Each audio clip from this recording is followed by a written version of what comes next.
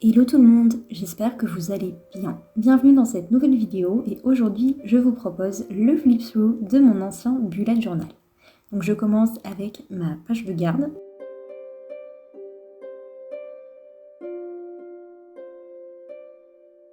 Ensuite on arrive à mes pages de setup qui servent en fait pendant tout le temps d'utilisation du carnet. Donc on a ma page des clés, ma page d'index que je n'ai quasiment pas du tout utilisée.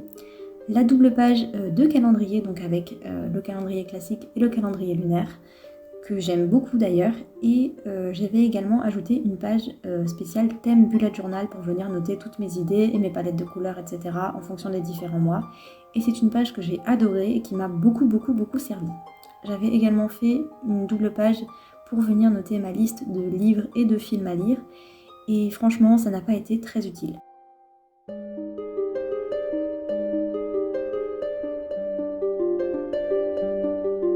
Je voulais juste m'arrêter quelques petites secondes sur ma page de Mood Tracker pour vous montrer vraiment ce que donne donc ce Mood Tracker annuel une fois terminé, parce que c'est vrai que c'est une page qui peut être un petit peu difficile à visualiser la première fois lorsqu'on ne la voit pas donc terminée. Et bien sûr, je termine avec ma page indispensable de Futurlog. Comme vous le voyez, c'est pas une page que j'utilise énormément, mais elle reste pourtant indispensable. On arrive maintenant du coup à mes différents spreads mensuels. Donc je commence avec le premier mois de ce bullet journal, le mois d'octobre et son thème automnal. Donc j'avais choisi pour thème les animaux et la nature de l'automne. Comme vous pouvez le voir, j'avais choisi une palette de couleurs très automnale avec des tons chauds. Et j'avais pris beaucoup de plaisir à dessiner donc tous ces petits éléments, les feuilles automnales, les champignons et également les animaux, et en particulier donc le renard et les écureuils. J'ai également pas mal de nostalgie vis-à-vis de ce thème-là, puisque c'était la première fois que je vous proposais une vidéo Plan With Me sur YouTube avec ce mois d'octobre. Et donc ça me fait vraiment quelque chose de revoir toutes ces pages.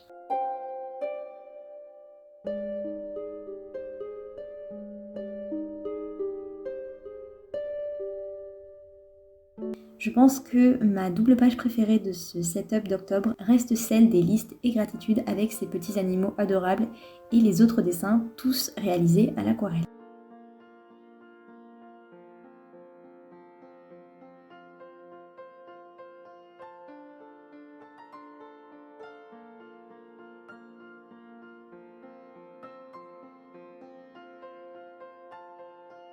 On passe maintenant aux pages de semaine, et comme vous pouvez le voir, j'avais vraiment alterné au niveau des mises en page. Donc on avait une mise en page circulaire, ensuite on a eu une mise en page avec une Dutch door et des petits champignons sur les deux côtés. Et j'aime vraiment beaucoup le rendu de ce weekly spread d'ailleurs. Pour la troisième semaine, donc mise en page assez classique avec des petites citrouilles et des petites feuilles. Et enfin, pour la dernière semaine d'octobre, cette fois-ci, je suis partie sur deux grandes illustrations d'animaux avec des petits écureuils et des renards, beaucoup trop mignons.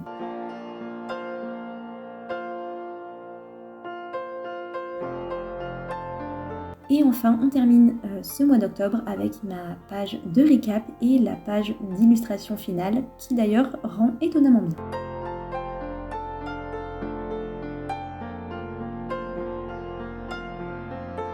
On passe ensuite au mois de novembre, que j'avais choisi de faire sur le thème du café. Je suis un petit peu mitigée face à ce mois de novembre, même si j'ai vraiment adoré donc faire ce thème, et surtout au niveau des couleurs, puisque j'adore vraiment travailler les couleurs neutres, etc. C'est vraiment quelque chose que j'aime beaucoup. Je suis particulièrement fan en fait de mes premières doubles pages, donc la page de citation et la page de couverture, et également de ma page de planning, qui je trouve sont plutôt réussies, mais pour le reste, je suis vraiment pas fan du tout de l'interprétation que j'avais fait de ce thème. Je trouve que voilà, c'est un petit peu fade et je suis pas très fan du rendu.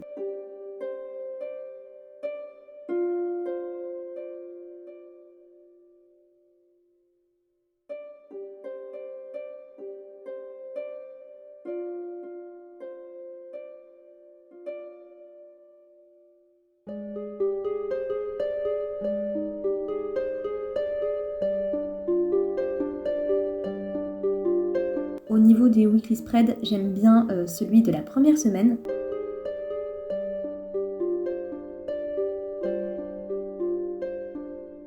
Pour la semaine 2, j'avais fait quelque chose de très différent de ce que je fais d'habitude. avec une Dutch Door et surtout 2 grands espaces pour venir noter ma to-do list et les notes de la semaine. Et donc pour les cases journalières, j'avais vraiment fait des espaces tout petits et d'ailleurs ça m'avait pas trop convenu.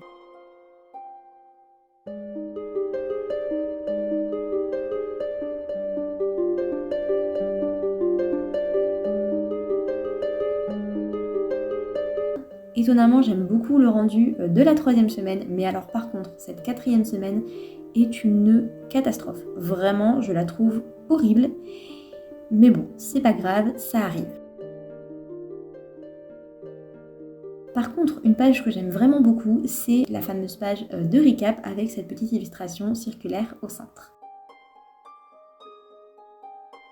Et pour cette illustration finale du mois de novembre, je me rappelle qu'elle m'avait fait pas mal galérer. On passe ensuite au mois de décembre, donc cette fois-ci j'étais partie sur un thème autour des plantes et des feuillages de l'hiver.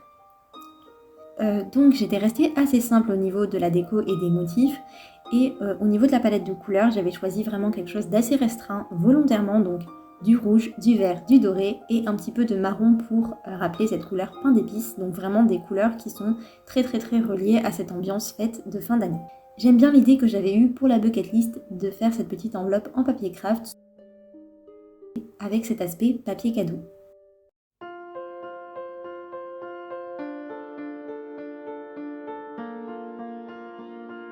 Une page que je n'aime pas vraiment dans ce setup de décembre, c'est ma page de trackers. Je l'aimais beaucoup à la base lorsque elle n'était pas encore remplie parce que j'aimais beaucoup toutes ces plantes qui arrivaient un petit peu dans tous les sens.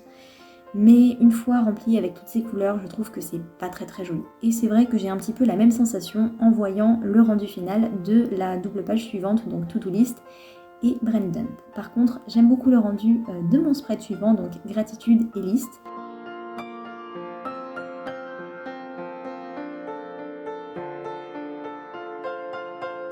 Et on arrive déjà aux pages de semaine. Donc pour ce mois de décembre, j'avais fait quelque chose d'assez simple au niveau des mises en page, assez répétitif au niveau des motifs floraux, etc.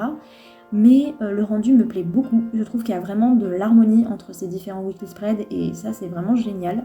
Et c'était également le premier mois que je testais véritablement le principe de la Rolling Weekly dans mon bullet journal. Certes adapté à ma sauce au départ, mais quand même vous savez qu'aujourd'hui c'est vraiment comme ça que j'organise la majorité de mes semaines et ça me convient très bien.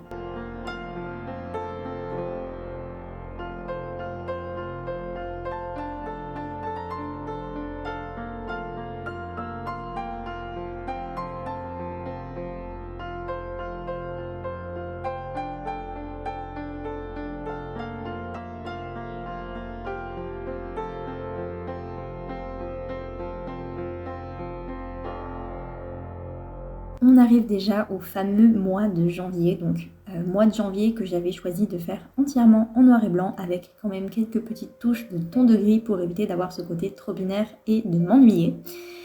Donc j'étais partie sur un thème autour de la lune, de l'espace, quelque chose de très rêveur avec aussi l'élément des mains qu'on retrouve très souvent. Et j'ai vraiment pris beaucoup de plaisir à créer donc ce thème de janvier. C'est vraiment un thème qui, malgré son aspect restreint au niveau de la palette de couleurs, m'a vraiment permis d'explorer un aspect de ma créativité très différent de ce que je fais d'habitude et j'aime vraiment beaucoup le rendu de chacune de mes pages en fait et ça c'est super rare, vraiment.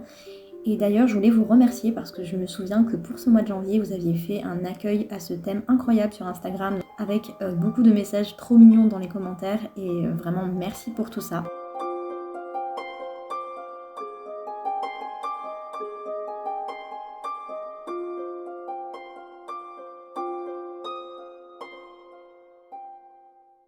Au niveau des pages de semaine, encore une fois, je suis vraiment très satisfaite du rendu et c'est super rare. Chacune de mes mises en page weekly spread me plaît vraiment beaucoup.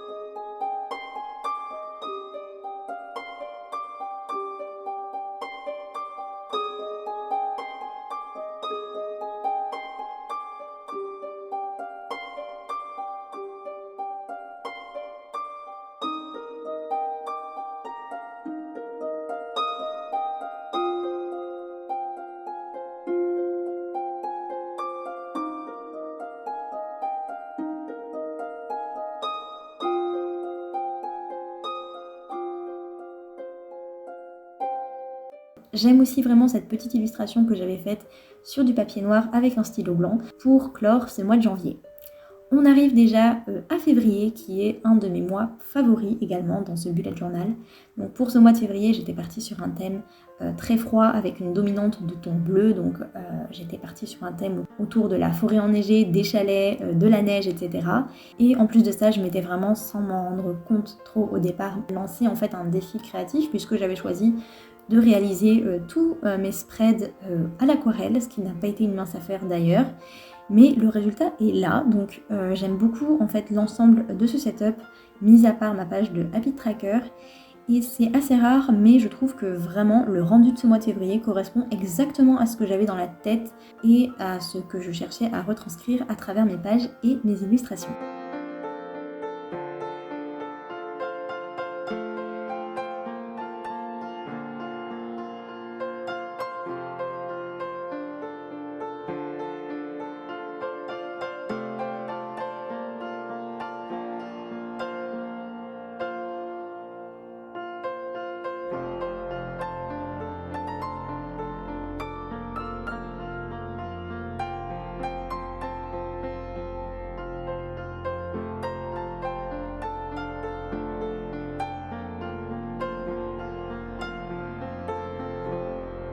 Pour ce qui est des pages de semaine, en revanche, je suis tout de suite beaucoup moins fan.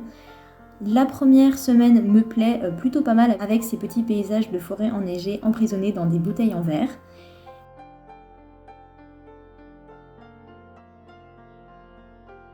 J'aime bien également la deuxième semaine, mais ce qui me gêne vraiment beaucoup, c'est vraiment cet emplacement de Two Lines a Day qui, je trouve, casse vraiment l'harmonie de ce spread.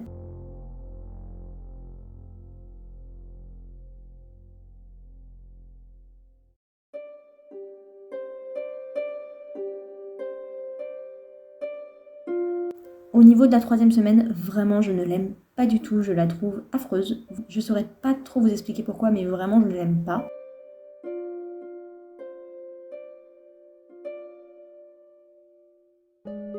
Par contre, le rendu de la dernière semaine me paraît plutôt pas mal. J'aime bien ces grandes bulles glacées que j'avais disposées un petit peu partout.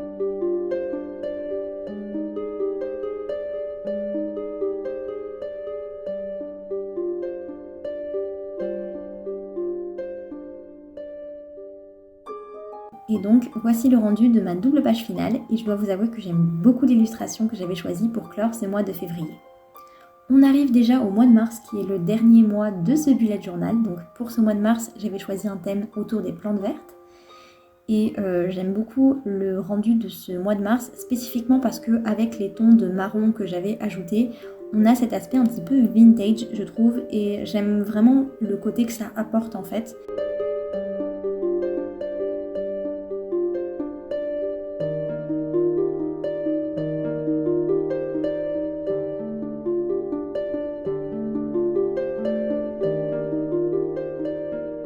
Encore une fois, vraiment, je suis pas du tout fan de ma page de Habit Trackers, mais par contre, la page de Mood Tracker, elle me plaît beaucoup.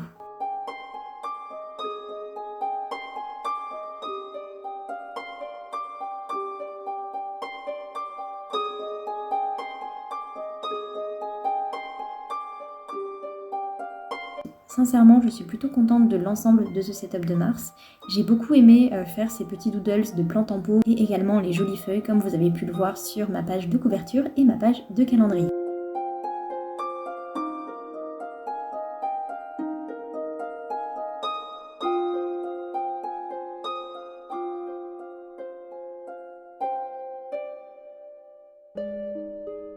On passe ensuite à mes weekly spreads et pour cette première semaine, comme vous pouvez le voir, elle rappelle fortement ma page de calendrier.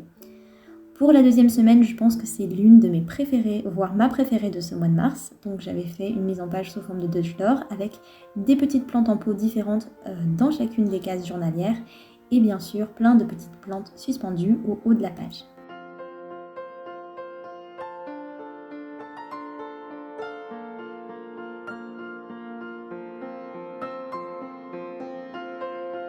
Pour la troisième semaine, j'étais partie sur un esprit beaucoup plus doux avec plein de petits cactus et cette dominante de couleur beige foncé que j'aime beaucoup.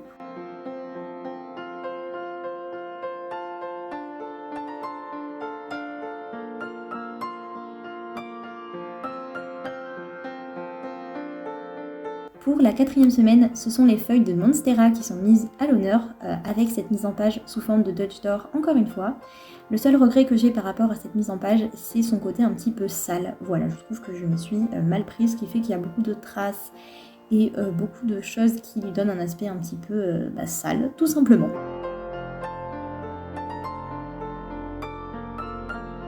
Le spread suivant est un petit peu particulier puisqu'il s'agit de ma page de bucket list et d'illustration pour le printemps et j'aime beaucoup le rendu de cette double page que d'ailleurs j'avais filmé sous forme de reel.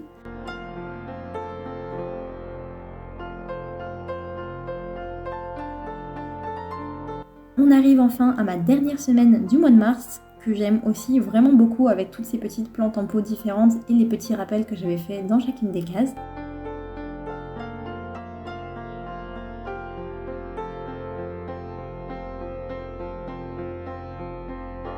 Et enfin, la dernière page de ce mois de mars, qui est donc encore une fois ma double page recap avec cette illustration circulaire au centre.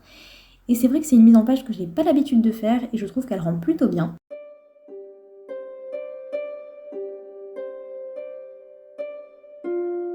Et donc voilà la dernière page de ce bullet journal qui est donc ma page de paper test que j'avais faite au tout début avant même vraiment de commencer à utiliser ce carnet. Donc voilà, cette vidéo est maintenant terminée, j'espère vraiment qu'elle vous a plu. J'ai pris un plaisir immense à la filmer et redécouvrir toutes ces jolies pages que j'ai réalisées avec amour m'a fait vraiment le plus grand bien.